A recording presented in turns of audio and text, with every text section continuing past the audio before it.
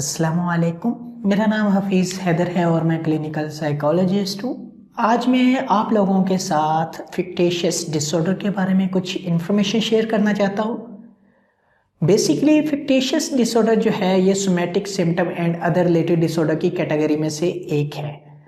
इसमें पेशेंट जो है जो सिम्टम शो कर रहा होता है एक्चुअल में उसके पीछे कोई भी काज नहीं होती, कोई भी फिजियोलॉजिकल इफेक्ट नहीं होता, लेकिन पेशेंट जो है जितनी सिवियरिटी के साथ वो शो कर रहा होता है फैमिली वालों को देखने में ही फेक लग रहा है। इसमें पेशेंट जो है फैमिली वालों को चीट करता है, अपनी ऑर्गेनाइजेशन को जहाँ पर वो काम करता है उनको चीट करता है, और जहाँ स्कूल जिस एजुकेशन सिस्टम में वो पढ़ रहा है वहाँ उनको चीट करता है। इसमें पेशेंट जो है वो ऐसे सिम्टम्स को शो करता है जो एक्चुअल में है ही नहीं। फॉर एग्जाम्पल, अगर किसी पेशेंट का जो है एक्सीडेंट हो गया और उस एक्सीडेंट में पेशेंट की टांग पर चोट लग गई है और डॉक्टर ने कहा कि आप जो है थोड़ा सा रेस्ट करें, बेड रेस्ट आपको ज़रूरी है आपकी सेहत के लिए, ताकि इतनी देर में आपकी जो टांग की पेन है वो भी कम हो जाएगी और उसमें स्वेलिंग भी नहीं आएगी। पेन ज़रूर होती है, स्वेलिंग ज़रूर होती है, लेकिन इतनी लेवल पर नहीं होती। लेकिन कुछ दिन तक मेडिसिन लेने के बाद जो है वो पेन ठीक हो जाती है। लेकिन पेशेंट जो है जब चलता है तो शुरू में किसी का सहारा लेकर चलता है और लोग उसे सहारा दे देते हैं, फैमिली मेम्बर्स उसे सहारा दे देते हैं। और जब जो है कुछ दिन के बाद वो पेन ख़त्म हो जाता है, पेशेंट क्या करता है, कॉन्शियसली उस पेन को प्रेजेंट कर रहा होता है, लेकिन उसका जो मोटिव होता है वो अनकॉन्शियस होता है। इसमें पेन वो प्रेजेंट कर रहा होता है कॉन्शियसली, लेकिन उसका मोटिव अनकॉन्शियस होता है, क्योंकि एक्चुअल में वो जो पेन है वो ख़त्म हो चुकी है। वो सही चल सकता है लेकिन वो चलता नहीं है।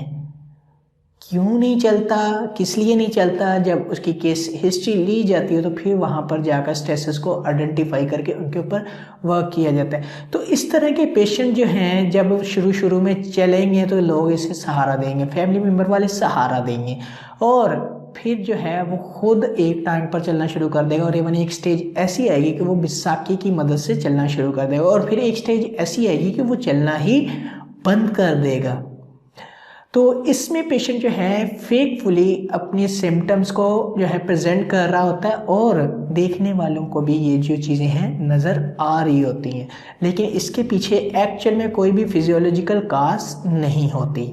तो अब मैं बात करता हूँ इसकी काजेज़ की। तो इसकी काजेज़ जो है इन्वायरमेंटल फैक्टर्स हो सकते हैं, बिहेवियरल प्रॉब्लम्स हो सकती हैं, इसके अलावा जेनेटिक प्रॉब्लम हो सकते हैं, इसके अलावा जो है पर्सनल इश्यूज भी हो सकते हैं, और इसके साथ साथ और भी बहुत सारी काजेज़ एसोसिएट होती हैं।